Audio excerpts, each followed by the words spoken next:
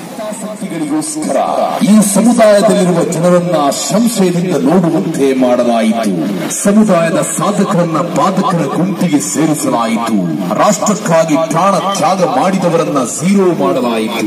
ಬ್ರಿಟಿಷರ ಪಾದವನ್ನ ನೆಕ್ಕಿದವರನ್ನ ಹೀರೋ ಮಾಡಲಾಯಿತು. ಇವೆಲ್ಲವನ್ನು ಸಮುದಾಯ ನೋಡುತ್ತಾ ಸಮುದಾಯವನ್ನು ತೆರಳಿಸುವ ಪ್ರಯತ್ನ ನಿರಂತರವಾಗಿ ಮಾಡುತ್ತಾ ಬಂದರು. ಸಮುದಾಯ ತೆರಳುವುದಿಲ್ಲ ಎಂಬುದನ್ನು ಮನಗಂಡ ಸುವರ್ಣ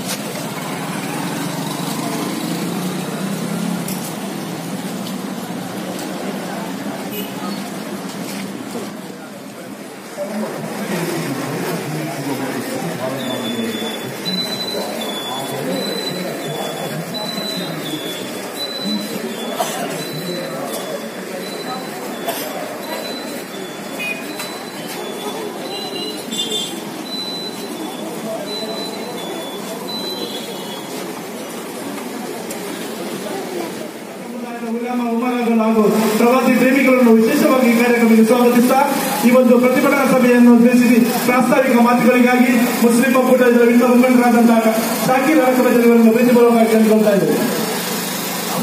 ಅಸ್ಸಲಾಮು ಅಲೈಕುಂ ವರಹಮತುಲ್ಲಾಹಿ ವಬರಕಾತುಹು. ಆತ್ಮೀಯ ಮುಸ್ಲಿಂ ಬಾಂಧವರೇ, ನಾವೆಲ್ಲರೂ ನಮ್ಮ ತಾಯಿಗಿಂತಲೂ ತಂದೆಗಿಂತಲೂ ಅದೇ ರೀತಿ ನಮ್ಮ ಎಲ್ಲಕ್ಕಿಂತಲೂ ಮಿಗಿಲಾಗಿ ನಾವು ಪ್ರೀತಿಸುವಂತಹ ಒಂದು ವ್ಯಕ್ತಿತ್ವ ಅಂತ ಹೇಳಿದ್ರೆ ಪ್ರವಾದಿ ಮೊಹಮ್ಮದ್ ಮುಸ್ತಫಾ ಸಲ್ಲಲ್ಲಾಹು ಅಲೈಹಿ ವಸಲ್ಲಂ ಅಂತ ಒಂದು ವ್ಯಕ್ತಿತ್ವವನ್ನ ಕಳೆದ ಕೆಲವು ದಿನಗಳ ಹಿಂದೆ ಈ ರಾಜ್ಯದ ಸುವರ್ಣ ಟಿವಿಯ ನಿರೂಪಕರಾಗಿರ್ತಕ್ಕಂತಹ ಅಜೀತ್ ಹನುಮಕ್ಕನವರು ನಿಂದನೆಗಳ ಮಾತುಗಳ ಮೂಲಕ ನಿಂದನೆ ಮಾಡಿದ್ದನ್ನು ಖಂಡಿಸಿ ವಿಟ್ಲ ಹೋಬಳಿಯ ಎಲ್ಲ ಮಸೀದಿಯ ಅಧ್ಯಕ್ಷರು ಅದೇ ರೀತಿ ಸರ್ವ ಸದಸ್ಯರ ಸಹಕಾರದೊಂದಿಗೆ ಈ ಒಂದು ಪ್ರತಿಭಟನೆಯನ್ನು ಹಮ್ಮಿಕೊಂಡಿದ್ದೇವೆ. ಬಹುಶಃ ನಾವು ಅರ್ಥ ಮಾಡಿಕೊಳ್ಳಬೇಕು, ನಮಗೆ ಎಲ್ಲಕ್ಕಿಂತಲೂ ಮಿಗಿಲಾಗಿ ನಾವು ಪ್ರೀತಿಸುವಂತಹ ವ್ಯಕ್ತಿತ್ವ ಮೊಹಮ್ಮದ್ ಮುಸ್ತಫಾ ಸಲ್ಲಲ್ಲಾಹು ಅಲೈಹಿ ವಸಲ್ಲಂ ಆ ಒಂದು ವ್ಯಕ್ತಿತ್ವವನ್ನು ನಿಂದಿಸಿದ ಕಾರಣಕ್ಕಾಗಿ ಈ ವಿಟ್ಲಪೇಟೆಯಲ್ಲಿ ಇಷ್ಟೊಂದು ಜನಸಂದಣಿ ಸೇರಲಿಕ್ಕೆ ಸಾಧ್ಯವಾಗಿದೆ.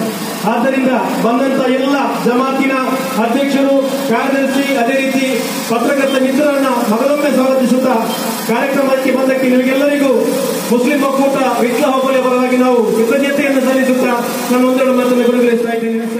ಅವಹೇಳಿಸುವ ರೀತಿಯಲ್ಲಿ ಸುವರ್ಣ ಟಿವಿ ಚಾನೆಲ್ನ ಅಜಿತ್ ವಿರುದ್ಧ ಮುಸ್ಲಿಂ ಸಮಾಜದ ಒಂದು ಪ್ರತಿಭಟನೆಯ ಪ್ರಥಮ ಹಂತ ಮಾತ್ರವಾಗಿದೆ ಇದು. ಖಂಡಿತವಾಗಿಯೂ ನಾವೀಗ ಅಜಿತ್ ವಿರುದ್ಧ ಪ್ರತಿಭಟಿಸ್ತಾ ಇಲ್ಲ. ಅಜಿತ್ ಯಾವ ಒಂದು ಟಿವಿ ಚಾನೆಲ್ನ ಸುವರ್ಣ ಟಿವಿ ಚಾನೆಲ್ ವಿರುದ್ಧ ನಾವೆಲ್ಲರೂ ಪ್ರತಿಭಟಿಸಲಿಕ್ಕೆ ತಯಾರಾಗಿದ್ದೇವೆ. ಯಾಕೆಂತ ಹೇಳಿದ್ರೆ ವಿಶ್ವ ಪ್ರವಾದಿ ಹಜರತ್ ಮುಹಮ್ಮದ್ ಮುಸ್ತಫಾ ಸಲ್ಲಲ್ಲಾಹು ಅಲೈಹಿ ವಸಲ್ಲಂ ತಂಗಳರವರನ್ನ ಅವಮಾನಿಸಿದಾಗ, ಪ್ರವಾದಿಯರ ಕುರಿತು ಅವಮಾನಕರವಾದ ಮಾತುಗಳನ್ನಾಡಿದಾಗ ಸುವರ್ಣ ಟಿವಿಯವರು ಈ ತನಕ ಒಂದು ಸ್ಪಷ್ಟೀಕರಣ ಕೊಡಲಿಲ್ಲ. ಯಾಕೆ ಸ್ಪಷ್ಟೀಕರಣ ಕೊಡಲಿಲ್ಲ? ಈಗಾಗಲೇ ಅಜಿತ್ ಈ ಸಮಾಜದೊಂದಿಗೆ ಕ್ಷಮೆಯನ್ನ ಯಾಚಿಸಿದ್ದಾರೆ. ಅದು ಒಂದು ಸಾಂಕೇತಿಕ ಕ್ಷಮೆ ಯಾಚನೆ ಮಾತ್ರ, ಕ್ಷಮಿಸಬಹುದು, ಪರವಾಗಿಲ್ಲ. ಅಲ್ಲಾಹು ಮತ್ತು ಪ್ರವಾದಿ ಮುಹಮ್ಮದ್ ಮುಸ್ತಫಾ ಸಲ್ಲಲ್ಲಾಹು ಅಲೈಹಿ ವಸಲ್ಲಂ ತಂಗಳವರು ಅವರಿಗೆ ಕ್ಷಮೆ ಕೊಡಬೇಕು. ಆದರೂ ಈ ಸಮಾಜ ಕ್ಷಮಿಸಲಿಕ್ಕೆ ರೆಡಿ ಇದೆ. ಆದ್ರೆ ಕಾನೂನು ರೀತಿಯಲ್ಲಿ ಹೋರಾಟವನ್ನು ನಾವು ನಿಲ್ಲಿಸಲಿಕ್ಕೆ ತಯಾರೇ ಇಲ್ಲ ಅಂತ ಈ ಸಭೆಯನ್ನು ಉದ್ದೇಶಿಸಿ ನಾವು ಹೇಳ್ತಾ ಇದ್ದೇವೆ. ಯಾಕೆಂತ ಹೇಳಿದ್ರೆ ಇಡೀ ಮುಸ್ಲಿಂ ಸಮಾಜವನ್ನ, ಹಿಂದೂ ಸಮಾಜವನ್ನ ಪರಸ್ಪರ ಎತ್ತಿ ಕಟ್ಟುವಂತಹ ಕೆಲಸವನ್ನ ಮಾಡಿದ್ದಾರೆ. ಇದು ಅಕ್ಷಮ ಅಪರಾಧ. ಭಾರತ ಸಂವಿಧಾನಾತ್ಮಕವಾಗಿ ಜಾತ್ಯತೀತ ಸಂವಿಧಾನವಿರುವ ಒಂದು ದೇಶ. ಈ ದೇಶದಲ್ಲಿ ಹಿಂದೂಗಳಿಗೆ ಹಿಂದುವಾಗಿ ಜೀವನ ನಡೆಸಲಿಕ್ಕೆ, ಮುಸಲ್ಮಾನರಿಗೆ ಮುಸಲ್ಮಾನರಾಗಿ ಜೀವನ ನಡೆಸಲಿಕ್ಕೆ ಸಂವಿಧಾನ ಅವಕಾಶವನ್ನು ನೀಡಿದೆ. ಈ ಅವಕಾಶವನ್ನು ಪ್ರಶ್ನಿಸುವ ಮುಖಾಂತರ ಹಿಂದೂಗಳನ್ನು ಮುಸಲ್ಮಾನರು, ಶ್ರೀರಾಮಚಂದ್ರ ಭಗವಾನರ ಕುರಿತು ಭಗವಾನ್ರವರು ಏನೋ ಮಾತು ಹೇಳಿದ್ದಾರೆ ಅಂತ ಹೇಳಿ ಮುಸ್ಲಿಂ ಪ್ರವಾದಿಯನ್ನು ಅವಹೇಳಿಸುವ ಅಗತ್ಯತೆ ಇವರಿಗೆ ಇರಲೇ ಇಲ್ಲ. ಹಜರತ್ ಶ್ರೀರಾಮಚಂದ್ರ ಭಗವಾನರನ್ನು ಅವಹೇಳಿಸಿದ್ರೆ ನಾವೆಲ್ಲರೂ ಅದರಲ್ಲಿ ನೋವಾಗ್ತಾ ಇದ್ದೇವೆ, ಬೇಸರ ಪಡ್ತಾ ಇದ್ದೇವೆ. ಹಿಂದೂ ಧರ್ಮದ ಪುನರುತ್ಥಾನ ನಾಯಕ ಅಂತ ಹೇಳ್ಬಹುದು ಶ್ರೀನಾರಾಯಣ ಗುರು. ಮನುಷ್ಯಾಗ್ರತಿ ಪುಂಡ ದೈವಮೋ, ನರ ದಿವ್ಯಾಗ್ರತಿ ಪುಂಡ ಧರ್ಮಮೋ, ಪರಮೇಶ್ವರ ಪವಿತ್ರ ಪುತ್ರನೋ, ಕಾರುಣ್ಯವಾನ್ ನಬಿಯೇ ಮಣಿಮುದ್ರತ್ನಮೋ ಅಂತೇಳಿ ಶ್ರೀರಾಮಚಂದ್ರನ ಕುರಿತು, ಶ್ರೀಕೃಷ್ಣರ ಕುರಿತು, ಯೇಸು ಕ್ರಿಸ್ತರ ಕುರಿತು ಹೊಗಳಾಡಿದ ಅದೇ ನಾಲಗೆಯಲ್ಲಿ ಕಾರುಣ್ಯವಾನ್ ನಬಿಯೇ ಮಣಿಮುದ್ರತ್ನಮೋ ಅಂತೇಳಿ ಹಜರತ್ ಪ್ರವಾದಿ ಮುಹಮ್ಮದ್ ಮುಸ್ತಫಾ ಸಲ್ಲಲ್ಲಾಹು ಅಲೈಹಿ ವಸಲ್ಲಂ ತಂಗಳರನ್ನು ಹೇಳಿದಂತ ದಾರ್ಶನಿಕರು ಮಾತ್ರ ಅಲ್ಲ, ಈ ದೇಶದಲ್ಲಿ ಉತ್ತಮ ಧ್ಯೇಯ ಧೋರಣೆಗಳಿರುವಂತ ಒಳ್ಳೆಯ ಉತ್ತಮ ಮಹಾಪುರುಷರುಗಳು ಪ್ರವಾದಿ ಮುಹಮ್ಮದ್ ಸಲ್ಲಲ್ಲಾಹು ಅಲೈಹಿ ವಸಲ್ಲಂ ಹೊಗಲಾಡಿರುವಾಗ ಈ ಬರೇ ಅಜಿತ್ ಎಂಬ ಒಂದು ಸಣ್ಣ ಒಂದು ಟಿವಿ ನಿರೂಪಕ ಪ್ರವಾದಿ ಸಲ್ಲಲ್ಲಾಹು ಅಲೈಹಿ ವಸಲ್ಲಂ ಅವಹೇಳಿಸಿದಾಗ ಅಜಿತ್ ರವರೇ, ನೀವು ಕ್ಷಮೆ ಕೇಳಿದ್ದು ಆತ್ಮಾರ್ಥವಾಗಿದ್ದರೆ ಖಂಡಿತವಾಗಿಯೂ ನೀವು 1 ತಿಂಗಳ ಕಾಲ ಸುವರ್ಣ ಚಾನೆಲ್ ನಲ್ಲಿ ಹಜರತ್ ಪ್ರವಾದಿ ಮುಹಮ್ಮದ್ ಮುಸ್ತಫಾ ಸಲ್ಲಲ್ಲಾಹು ಅಲೈಹಿ ವಸಲ್ಲಂ ತಂಗಳ ಕುರಿತು ಬರೆಯಿರಿ, ಪ್ರವಾದಿಯರ ಕುರಿತು ಲೇಖನಗಳನ್ನು ಪ್ರಕಟ ಮಾಡಿರಿ, ಪ್ರವಾದಿಯರ ಜೀವನ ಚರಿತ್ರವನ್ನ ಈ ಪ್ರಪಂಚಕ್ಕೆ ತೋರಿಸಿಕೊಡಿ.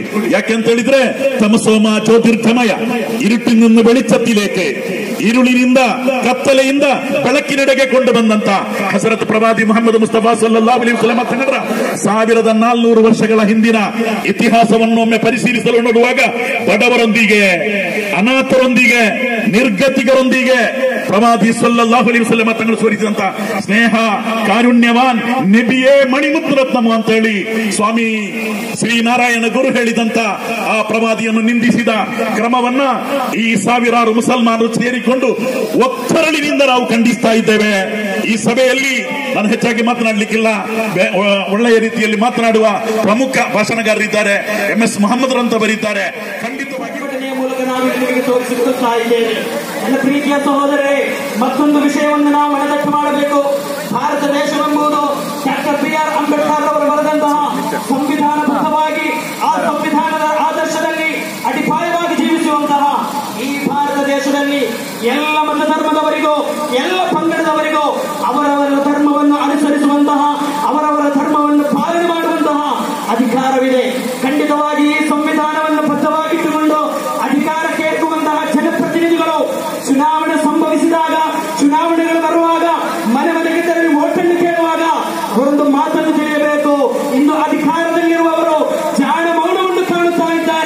ಇಡೀ ಕರ್ನಾಟಕದಾದ್ಯಂತ ಸಾವಿರಾರಲ್ಲ ಅದೆಷ್ಟೋ ಮುಸ್ಲಿಮರು ಬೀದಿಗಿಳಿದು ಪ್ರವಾದಿ ಮೊಹಮ್ಮದ್ ಮುಸ್ತಫಾ ಸಲ್ಲಲ್ಲಾಹು ಅಲೈಹಿ ವಸಲ್ಲಂ ಅವರನ್ನು ಅವಹೇಳಿಸಿದಂತ ಒಬ್ಬ ಟಿವಿ ಆಂಕರ್ ಅನ್ನು ಬಂಧನ ಮಾಡಬೇಕೆಂದು ಕೇಳಿದಾಗ ಮುಸ್ಲಿಮರಲ್ಲೇ ಇರುವಂತಹ ಜನಪ್ರತಿನಿಧಿಗಳು ಯಾವುದೇ ಒಂದು ಮಾತನ್ನಾಡಲಿಲ್ಲ. ಕೇವಲ ಭರವಸೆಗಳನ್ನು ನೀಡಿ ಕೈ ತೊಳೆದಂತಹ ಜನಪ್ರತಿನಿಧಿಗಳಿಗೆ ಇನ್ನು ಬರುವಂತಹ ಚುನಾವಣೆಗಳಲ್ಲಿ ನಾವು ಪಾಠವನ್ನು ತಿಳಿಸಬೇಕಾಗಿದೆ. ನನ್ನ ಪ್ರೀತಿಯ ಸಹೋದರರೇ, ಒಂದು ಮಾತನ್ನು ನಾವು ತಿಳಿದುಕೊಳ್ಳಬೇಕು. ಪ್ರವಾದಿಯನ್ನು ಅವಹೇಳನ ಮಾಡುವುದು ಕೇವಲ ಇಂದಿನ ವಿಷಯವಲ್ಲ. ಅಜಿತ್ ಅಣುಮಲಕ್ಕನವರ ಮೂಲಕ ಈ ಒಂದು ಪ್ರತಿಭಟನೆಯ ಶಬ್ದ ಇಲ್ಲಿ ನಿಲ್ಲುವುದಿಲ್ಲ. ಖಂಡಿತವಾಗಿ ನಾವು ತಿಳಿದುಕೊಳ್ಳಬೇಕಾದಂತಹ ಒಂದು ವಿಷಯವಿದೆ. ಪ್ರಾಚೀನ ಕಾಲದಲ್ಲಿ ಗ್ರಂಥವನ್ನು ಬರೆದಂತಹ ಪ್ರವಾದಿ ಮೊಹಮ್ಮದ್ ಮುಸ್ತಫಾ ಸಲ್ಲಲ್ಲಾಹು ಅಲೈಹಿ ವಸಲ್ಲಂ ಅವರ ಜೀವನ ಚರಿತ್ರೆಯನ್ನು ಬರೆದಂತಹ ಅದೆಷ್ಟೋ ಉತ್ತಮ ವಿದ್ವಾಂಸರು ನಮ್ಮ ಮುಂದೆ ಕಳೆದು ಹೋಗಿದ್ದಾರೆ. ಡಾಂಟೆ ಎಂಬಂತಹ ಒಬ್ಬ ಪ್ರಸಿದ್ಧ ನಾಟಕಗಾರ ಆತನ ನಾಟಕದಲ್ಲಿ ಯಾಕೆ ಮುಸ್ಲಿಂ ಸಮುದಾಯಕ್ಕೆ ಹಂದಿ ಮತ್ತು ನಾಯಿಯ ಮಾಂಸ ಆರಾಮಾಯಿತು ಎಂಬುದಕ್ಕೆ ಆತನು ನೀಡುವಂತಹ ಸಮರ್ಥನೆ, ಡಾಂಟೆ ನೀಡುವಂತಹ ಸಮರ್ಥನೆ, ಮೋರಿಯಲ್ಲಿ ಕೊಳೆತು ಬಿದ್ದಂತಹ ಪ್ರವಾದಿ ವರಿಯರ ಶರೀರವನ್ನು ನಾಯಿ ಮತ್ತು ಹಂದಿ ತಿಂದ ಕಾರಣದಿಂದ ಮುಸ್ಲಿಮರಿಗೆ ಹಂದಿ ಮತ್ತು ನಾಯಿಯ ಮಾಂಸ ವರ್ಜ್ಯವಾಯಿತು. ಕೇವಲ ಡಾಂಟೆ ಮಾತ್ರವಲ್ಲ, ಅದೆಷ್ಟೋ ಬರಹಗಾರರು ಪ್ರವಾದಿ ಮೊಹಮ್ಮದ್ ಮುಸ್ತಫಾ ಸಲ್ಲಲ್ಲಾಹು ಅಲೈಹಿ ವಸಲ್ಲಂ ಅವರನ್ನು ಅವಹೇಳಿಸಿದ್ದಾರೆ. ಡೆನ್ಮಾರ್ಕಿನ ಪತ್ರಿಕೆ ಪ್ರವಾದಿ ಮೊಹಮ್ಮದ್ ಮುಸ್ತಫಾ ಸಲ್ಲಲ್ಲಾಹು ಅಲೈಹಿ ವಸಲ್ಲಂ ಅವರನ್ನು ಅವಹೇಳಿಸಿ ಒಂದು ಕಾರ್ಟೂನ್ ಅನ್ನು ಬಿಡುಗಡೆ ಮಾಡಿದಾಗ ಜಗತ್ತಿನ 26 ರಾಷ್ಟ್ರಗಳು ಕೂಡ ಆ ಪ್ರವಾದಿ ವರಿಯರ ಕಾರ್ಟೂನ್ ಅನ್ನು ಮರು ಪ್ರಕಟಣೆ ಮಾಡಿತು. ಆದರೆ ಮುಸ್ಲಿಂ ಜಗತ್ತು ಸೌದಿ ಅರೇಬಿಯಾದ ನೇತೃತ್ವದಲ್ಲಿ ಒಂದು ಸಾತ್ವಿಕ ಪ್ರತಿಭಟನೆಯನ್ನು ಮಾಡಿದಾಗ ಜಗತ್ತಿನ 26 ರಾಷ್ಟ್ರಗಳು ಕೂಡ ಆ ಒಂದು ಕಾರ್ಟೂನ್ ಅನ್ನು ಹಿಂಪಡೆದಿದ್ದರೆ ಖಂಡಿತವಾಗಿಯೂ ನಮಗೆ ಸಾಧ್ಯವಿದೆ. ಇಲ್ಲಿ ಸೇರಿರುವಂತಹ ಜನ ಸಂದಣಿಯಲ್ಲ, ಕರ್ನಾಟಕದಾದ್ಯಂತ ಪ್ರತಿಭಟನೆಯ ಶಬ್ದವನ್ನು ಮೊಳಗಬೇಕಾಗಿದೆ. ಕೇವಲ ಒಂದು ಪ್ರತಿಭಟನೆಯನ್ನು ನಡೆಸಿ ಕೇವಲ ಸುಮ್ಮನೆ ಕೂರುವುದಲ್ಲ. ಅಜಿತ್ ಅಣುಮಲಕ್ಕನವರ್ ಜೈಲಿಗೆ ಹೋಗುವ ತನಕವೂ ಕೂಡ ಪ್ರತಿಯೊಬ್ಬ ಮುಸ್ಲಿಮರ ಶಬ್ದವು ಅವರ ಪರವಾಗಿ ಮೊಳಗಬೇಕಾಗಿದೆ. ಪ್ರವಾದಿ ವರಿಯರನ್ನು ಶಿಶುಗಾಮಿ ಅಂತ ಹೇಳಿದವರಿದ್ದಾರೆ, ಪ್ರವಾದಿ ವರಿಯರನ್ನು ಟೆರರಿಸ್ಟ್ ಅಂತ ಹೇಳಿದವರಿದ್ದಾರೆ. ನಾವು ಪ್ರೀತಿಯ ಸಹೋದರರೇ, ನಾನು ಕೇಳಲು ಬಯಸುತ್ತೇನೆ, ಒಂದು ವೇಳೆ ಶಿಶುಗಾಮಿ ಹೇಳಿದರೆ ಕಾರುಣ್ಯದ ಹೊತ್ತಿನಲ್ಲಿರುವಂತಹ ಪ್ರವಾದಿ ಸಲ್ಲಲ್ಲಾಹು ಅಲೈಹಿ ವಸಲ್ಲಂ ಅವರು ಯಾಕೆ ಖದೀಜಾ ಬೀವಿಯವರನ್ನು ಮದುವೆಯಾಗುತ್ತಾ ಇದ್ದರು, ಯಾಕೆ ಸಫಿಯಾ ಬೀವಿಯವರನ್ನು ಮದುವೆಯಾಗುತ್ತಾ ಇದ್ದರು? ಖಂಡಿತವಾಗಿ ಅವರ ಮದುವೆಯ ಮೂಲಕ, ಅವರ ಮದುವೆಯನ್ನು ನಡೆಸುವುದರ ಮೂಲಕ ಅವರನ್ನು ಶಿಶುಗಾಮಿ ಅಂತ ಹೇಳುವವರು ಖಂಡಿತವಾಗಿ ಈ ಮಾತನ್ನು ನೆನಪಿಸಿಕೊಳ್ಳಬೇಕಾಗುತ್ತದೆ. ಟೆರರಿಸ್ಟ್ ಆದರೆ ಒಂದು ವೇಳೆ ಯಾಕೆ ಪ್ರವಾದಿ ಸಲ್ಲಲ್ಲಾಹು ಅಲೈಹಿ ವಸಲ್ಲಂ ಅವರನ್ನು ಕುರ್ಆನ್ ಸಂಬೋಧಿಸಿದ್ದು ರಹ್ಮತುಲ್ ಲಿಲ್ ಆಲಮೀನ್ ಎಂಬಂತಹ ಅತ್ಯುತ್ತಮ ವಾಕ್ಯದ ಮೂಲಕವಾಗಿದೆ. ಅಕಿರಿಂ ಜಾರಕ ವಲವು ಕಾನ ಕಾಫಿರ, ನಿನ್ನ ನೆರಮನೆಯವನು ಹಸಿದಿರುವ ಅಥವಾ ನಿನ್ನ ನೆರಮನೆಯವನು ಯಾವುದೇ ಪಂಗಡಕ್ಕೆ ಸೇರಿರಲಿ ಅವನನ್ನು ಗೌರವಿಸು, ಬಹುಮಾನಿಸು ಎಂಬ ಸಂದೇಶವನ್ನು ಸಾರಿದ ಪ್ರವಾದಿಯವರು ಹೇಗೆ ಟೆರರಿಸ್ಟ್ ಆಗಲು ಸಾಧ್ಯ, ಹೇಗೆ ಭೀಕರವಾದಿಯಾಗಲು ಸಾಧ್ಯ, ಹೇಗೆ ಕೋಮುವಾದಿಯಾಗಲು ಸಾಧ್ಯ ಎಂಬ ಚರಿತ್ರೆಯನ್ನು ನಾವಿಲ್ಲಿ ಕೇಳುತ್ತಾ ಇದ್ದೇವೆ. ಆದ್ದರಿಂದ ಅಜಿತ್ ಅಣುಮಲಕ್ಕನವರಲ್ಲಿ ನಮಗೆ ಹೇಳಲಿಕ್ಕಿರುವುದು, ಕನ್ನಡ ಬರೆದಿದ್ದರೆ ಬೇಡ, ಇಂಗ್ಲಿಷ್ ಅಲ್ಲಿ ಅದೆಷ್ಟೋ ಬರಹಗಳು ಪ್ರವಾದಿ ಸಲ್ಲಲ್ಲಾಹು ಅಲೈಹಿ ವಸಲ್ಲಂ ಅವರ ಕುರಿತು ಇದೆ.